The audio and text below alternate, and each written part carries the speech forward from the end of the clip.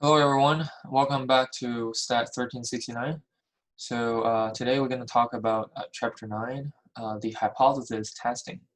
So hypothesis testing is actually one step more than the point estimate or the interval estimate. Back to the last chapter, we actually have a claim that we want to use a interval estimate to see whether we're going to support it or not.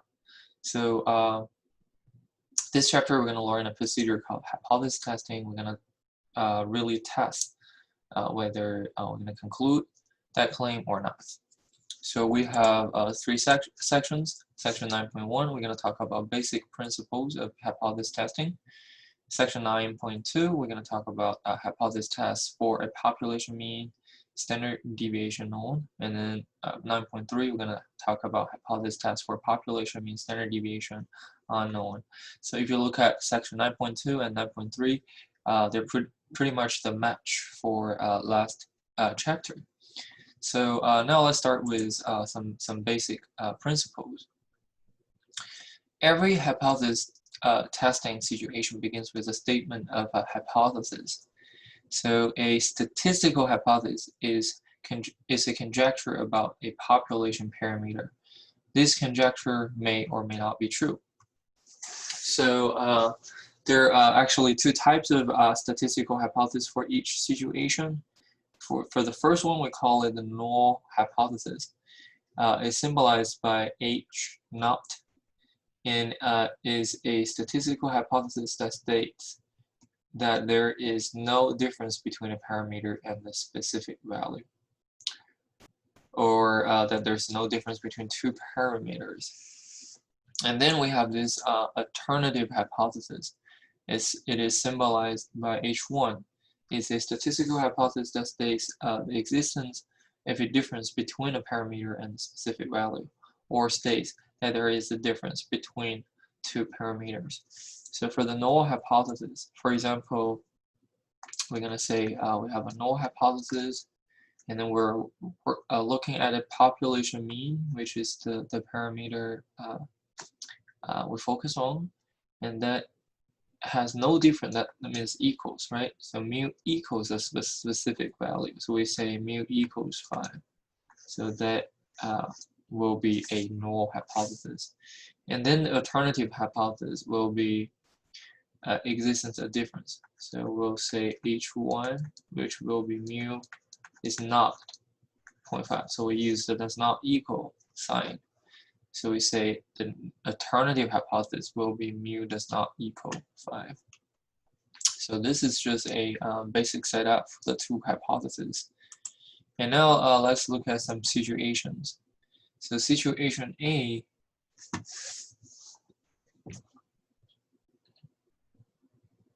so a medical researcher is interested in finding out whether a new medication will have any undesirable side effects.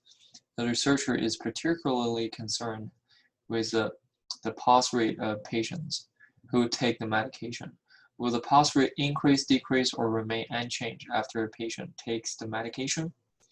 Since the researcher knows that the mean pause rate for the population under study is 82 beats per minute, the hypothesis for this situation will be mu equals 82. So that's the null hypothesis. And then an alternative hypothesis could be it is not 82.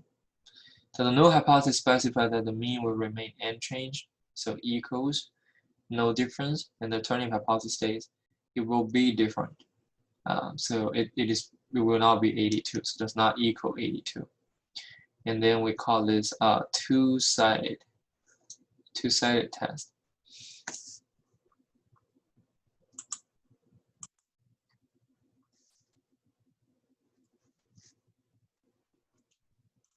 And then situation B.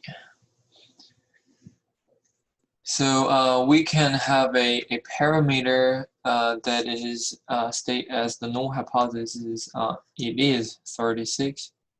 Then the alternative hypothesis we're looking at is the parameter is more than 36. So this should be mean. That's a typo. Mean equals 36 or more than 36. And then we call this one-tailed test. Or more specific, we call it red-tailed. And then you already seen does not equal more than, and then there's a less than, right? So we have a less than situation. So this is again one-tailed, no problem. But more specifically, since it's a less than, we call it left-tailed test. So that concludes all the situations we may have for the alternative hypothesis. To state hypothesis correctly, researchers must translate the conjecture or claim from words into mathematical symbols. 3 situations of a hypothesis stating would look like this. So H naught will always be mu equals some specific value. And then alternative hypothesis, H1, will be one situation we'll look at two-tailed, that's not equal. And then we have right-tailed, that's more than, and then we have left-tailed, that's smaller than. So only these 3 situations. So null hypothesis always have equals sign, and then 3 situations. Then let's look at what a hypothesis test look like. A hypothesis test is like a trial. The purpose of a hypothesis test is to determine how plausible the null hypothesis is. At the start of the trial, the defendant is assumed to be innocent. So that's why we call it null hypothesis. And then we always have equal sign there, so innocent. And then the evidence is presented. We're going to collect evidence and then use that to see whether it indicates a guilty or not. If the evidence strongly indicates that the defendant is guilty, we abandon the assumption of innocence and find the defendant guilty. So initially we say it's equal. From the evidence, we're going to see whether this equal sign still hold. So if it's not hold, then we're going to say this is also referred to as rejecting the null hypothesis.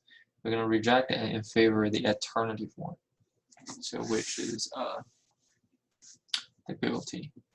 So H naught, so innocent, so we put not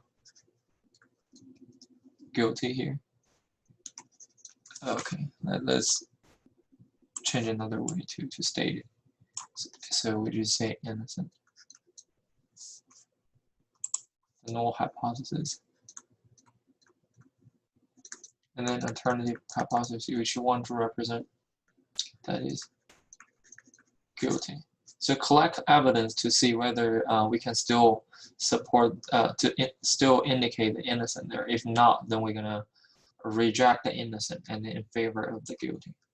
And then rejecting the null hypothesis. That's the decision we're gonna make. Or we can say another example will be, let's say value. Let's say H naught, we got a mu, let's say just mu. Mu equals -5.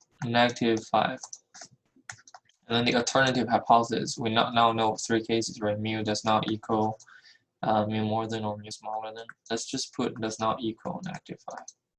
So that's the statement of the hypothesis. Then we're going to collect evidence. So collect evidence. So the evidence we have for this specific situation is square root of mu.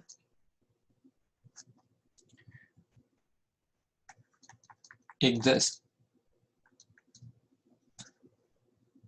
Square root of mu exists. Then we're gonna say that requires mu more than or equals 0. And then that's the test we can have here. The test we will later see from the evidence we can calculate something called test statistic, and then that will generate a range we call it rejection area. So mu more than or equals 0. Then we're going to reject the null hypothesis if mu is smaller than 0, because we call this the rejection area.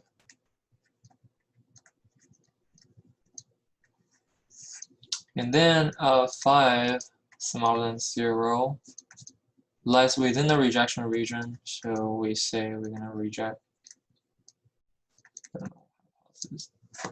So, so this is the basic process for a hypothesis test. You first have some statements there. We call it hypothesis, null and alternative, and then you try to collect evidence to say something, make a decision on the null one. If you reject it, then you're going to in favor of the alternative. If you fail to reject it, you're going to in favor of itself. So that's the process. Then about the decision making, right? So we have said that already. So then we actually have a 2x2 contingency table. The decision gonna be reject the null hypothesis or fail to reject the null hypothesis. So that's a level of 2 situations. And then for null hypothesis itself, in fact, it could be true or false. So there is some situation that will reject the null hypothesis when it is in fact true. Then we did something wrong. We'll call it type 1 error. And then there's some other situation we fail to reject it when it's in fact false. Then that's another error we can make. We call it type 2 error. So false positive, false negative, and then the probability of that happen, we got an alpha here, we got a beta here. And then for the other two, fail to reject when it's true, that's correct. Reject when it's false, that is also correct. So we focus more on the error part. Type 1 error, rejecting null hypothesis when it is in fact true. Type 2 error, not rejecting the null hypothesis when it is in fact false. Then we have another name for this type 1 error. The level of significance is the maximum probability of committing a type 1 error. This probability is symbolized by alpha. We see this already from last chapter. Back then we just call it the part that we're not confident. Now you know this is actually the type 1 error. Probability of type 1 error equals alpha. It's called the level of the significance. And the critical or rejection region is the range of the test values that indicates there is a significant difference and that the null hypothesis should be rejected. We can make such region. And then we can calculate something called critical value that separates those the critical region and the non-critical region. And the one-tailed test and the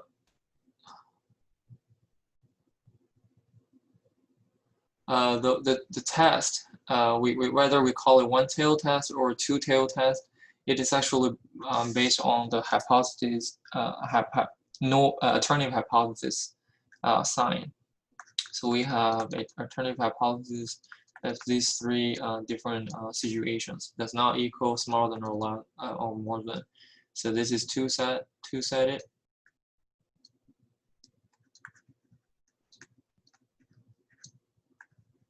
Left sided and right sided. So then you're gonna base on this sign to look at the extreme values. So does not equal means the extreme value you're gonna assign to the two tails. Left tail means it's gonna be located to the left, smaller than, even smaller, more than to the right, so more than, even more than that. So we're gonna see those just in a couple of slides. And this is the procedures to perform the hypothesis testing. So we already mentioned using the trial and value example. Step 1, we're going to state the null and the alternative hypothesis. Step 2, we're going to find the critical value. Step 3, compute the test value. Step 4, make decision. And then step 5, summarize the results. And in the real application, we might do like 4 steps, 5 steps, or 6 steps, just based on how you organize this procedure. So that doesn't really matter, but overall speaking, there should have a common rule. So in this section, section 9.2, we're gonna talk about hypothesis tests for population mean, standard deviation, when standard deviation known. Let's record another video to start the section 9.2. That's all for this one then. Thank you.